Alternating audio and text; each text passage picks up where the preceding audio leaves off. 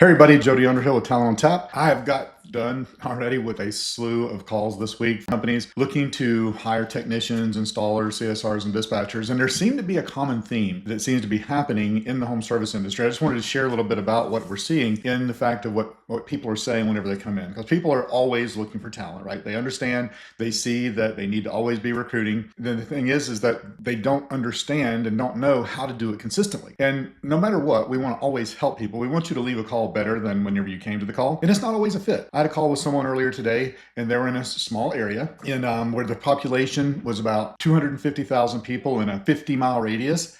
And they were looking to hire experienced HVAC technicians and experienced electricians for commercial. And the electricians, they wanted to have like 5 to 7 years experience, be a journeyman, and also have that commercial experience, which is setting transformers, wiring huge 1,000-amp panels and that kind of thing. So the question was then, all right, well, in that population of 250,000, how many people do you think are in that population that fit that bill that aren't already working for you? And it's like, probably not many. I'm like, okay, well then we can do a couple of things. One is, what is the reason for somebody to move to your area? It's like, well, most of the time when people want to move here, it's to work in a different industry. So you have to start looking at what is it that causes people to want to come work for you? How can you position yourself as that go-to place to come and work for a career advancement? And there's always something you can do. You're never up against an unsurmountable odd whenever it comes to recruiting and hiring.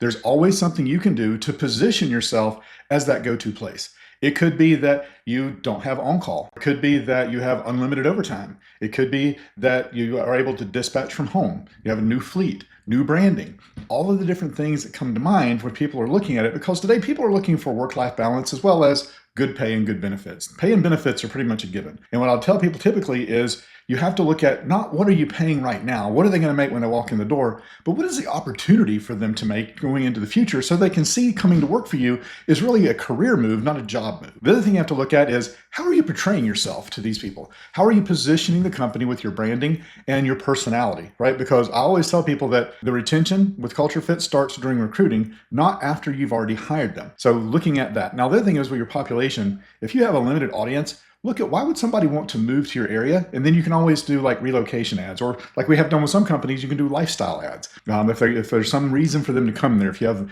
beautiful lakes that they're able to boat on and fish on, or if you have mountains that you can ski on, there's always something. And we've even done relocation ads to small, less inhabited places and brought people from a big city, like come work, live, and play in the country, get out of the rat race. What is it that causes them to want to move there? So the 4 things that you really need to look at is this. The first is audience size. You need to have at least 500,000 people in a 30-mile radius in order for things like advertising on social media to be able to work. So you have to see how many people fit that, fit the bill of what you're looking for that are in that population. The next thing is your reputation. I can always tell whenever I'm getting on a call with a company that focuses more on commercial than residential, because they'll usually have less than 100 reviews. They'll still be good reviews, typically 4.7, 4.8 and higher, but usually less than 100. It's a telltale sign whenever you see that. Most residential companies have like 300, 400, 500, up to like 4,000 or 5,000 sometimes, because they have a lot more customer interaction.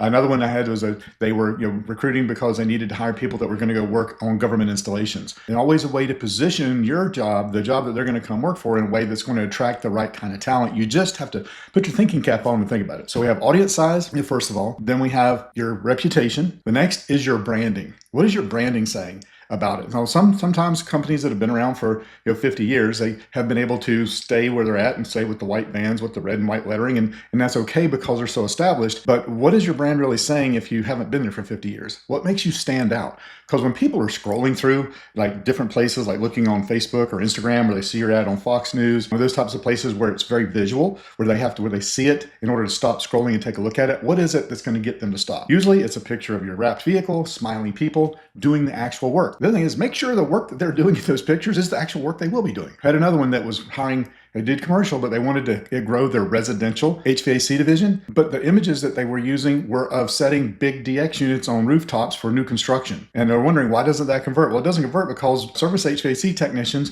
don't want to be on the rooftops doing that, setting DX units, having to coordinate cranes and everything. It's a special type of person that does that. So make sure that that fits whenever you're doing that. So you have your population, your reviews, your branding, and then finally, what is your pay? What does the pay package look like? And it's not just the pay they're going to make today. Like I said earlier, it's what is it going to be? What can they grow into? And with that, one of those benefits that make the difference so that they feel like they're going to be comfortable working there. Again, like I mentioned before, if there's no on-call, if there's, they can work 4 10s, it's a flexible schedule. A lot of times with CSRs rather, it could be like, are they able to have a hybrid model? I talked to someone earlier this week that said, yeah, as long as they're producing, it's fine. They can be hybrid where they can in the office a couple of days a week, but they can work from home 3 or 4 days a week. So you have to look at what are those things that's going to get their attention and make that happen. So no matter what you're doing, keep those 4 things in mind so that you can have a better chance of attracting the right type of person. You can stop playing resume roulette, bring the right person in so that you don't create a staph infection by bringing in the wrong people. I said, I just wanted to kind of recap from the week. I've talked with a lot of great companies, every one of them, having a need to be able to bring people in, because the fact is an empty truck sitting in the lot is revenue that is unrealized, meaning that they're losing $30,000 to $50,000 a month for each one of those. I had a call with somebody that had 4 trucks sitting at $50,000 a month. That's $200,000 a month. Add that up, to over the course of a year, it's over $2 million of revenue that they're not realizing. So take all those things into consideration when you're looking at what is it really? Because your recruiting and hiring is a revenue lever, not a cost. Price is a one-time thing. Cost is a lifetime thing, because things may cost you less, but wind up costing you more because you're having to repeat it over and over again.